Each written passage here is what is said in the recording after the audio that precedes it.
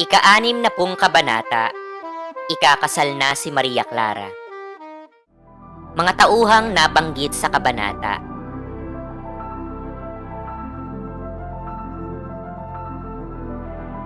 Talasalitaan, yumao, namatay, asoteya, balkonahe, ipamalita, ipakalat, lulan, sakay, ipinagtapat, sinabi, inamin, natanaw, nakita, naanyayahan, pinapupunta, umanhik, pumunta, umakyat, tinitingala, hinahangaan. Lubos ang katuwaan ni Kapitan Tiago sapagkat hindi siya nahuli o napagtanong man lang. Bilang pasasalamat, nagpamisa siya sa mahal na Birhen sa Antipolo, Birhen del Carmen at Birhen del Rosario. Hindi naimbitahan si Kapitan Tiago ng pamahalaan, ngunit sa pagkakaimbita kay Kapitan Tinong, isang masamang kapalaran ang dumapo sa kanya. Ang kanyang paglalakbay sa iba't ibang tanggapan ng pamahalaan ay hindi nakabuti sa kanya. Siya ay namanas, namutla, nagkasakit at naging tahimik. Dahil sa takot na batiin ng mga pilibustero, hindi na siya lumalabas ng bahay. Alam ni Kapitan Tiago ang sinapit ni Kapitan Tinong. Sa bahay ni Kapitan Tiago, dumating sina Linares, Doña Victorina at Don Tiburcio na itinuturing na makapamahalaan. Agad namang sinarili ni Doña Victorina ang usapan. Ayon sa kanya, si Crisostomo ay isang filibustero kaya't nararapat lamang na siya ay barilin. Bagamat nangihina at namumutla, hinarap pa rin ni Maria Clara ang mga bisita. Napunta ang usapan sa pagpapakasal nila ni Linares. Nakayari na si Kapitan Tiago na magpapapista para sa okasyon. Tinanong niya si Tia Isabel kung ano ang saloobin ni Maria Clara sa kasal. Gayunman, buo nang pasya ni Kapitan Tiago. Ipapakasal niya si Maria Clara kay Linares. Nakikita na niya ang kanyang sarili na labas-masok sa palasyo kapag naging manugang na si Linares.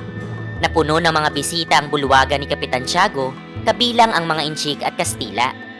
Nangunguna rito si Padre Sibila, Padre Salvi, ilang Dominikano at Franciscano, ang mag-asawang de Espadaña, at ang Alperes na ngayon ay isa ng tinyente at may ranggong komandante. Huling dumating sina Linares at Tinyente Guevara. Samantala, may mga kababaihang nag-uusap tungkol sa kasal na magaganap. Ayon sa ilan, kayamanan ang dahilan ng pagpapakasal. May nagsabi naman na kaya magpapakasal si Maria Clara ay dahil bibitayin na si Crisostomo, ang una nitong kasintahan. Dahil sa mga narinig, labis na nalungkot si Maria Clara.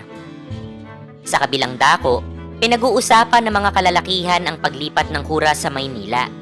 Sinabi naman ni Teniente Guevara na si Crisostomo ay ipatatapon lamang at hindi bibitayin. Ipinaliwanag din niya ang kaso ni Crisostomo. Pagkatapos, binati niya si Maria Clara at sinabing maganda ang kanyang magiging kinabukasan. Ilang sandali pa, umalis na ang Teniente. Nagtungo si Maria Clara sa azotea. Isang bangka ang kanyang nakita sa sadsaran ng kanilang bahay. Puno ito ng damo at sakay sina Elias at Crisostomo. Itinakas ni Elias si Crisostomo. Dumaan si Crisostomo upang ipahayag ang kanyang damdamin kay Maria Clara at upang bigyan siya ng kalayaan sa kanilang kasunduan. Samantala, ipinaliwanag ni Maria Clara ang dahilan kung bakit siya magpapakasal kay Linares. Ayon sa kanya, tinalikuran niya ang kanilang pag-iibigan alang-alang sa kanyang yumaong ina at sa dalawang amang nabubuhay pa. Sinabi rin niya na si Crisostomo pa rin ang tanging mahal niya, hindi si Linares. Niyakap ni Crisostomo si Maria Clara at pinuno ito ng halik. Pagkatapos, lumundag siya sa pader at sumakay ng bangka. Yumukod si Elias kay Maria Clara. Tinanggal ang kanyang sombrero at saka sumagwan palayo habang si Maria Clara ay umiiyak.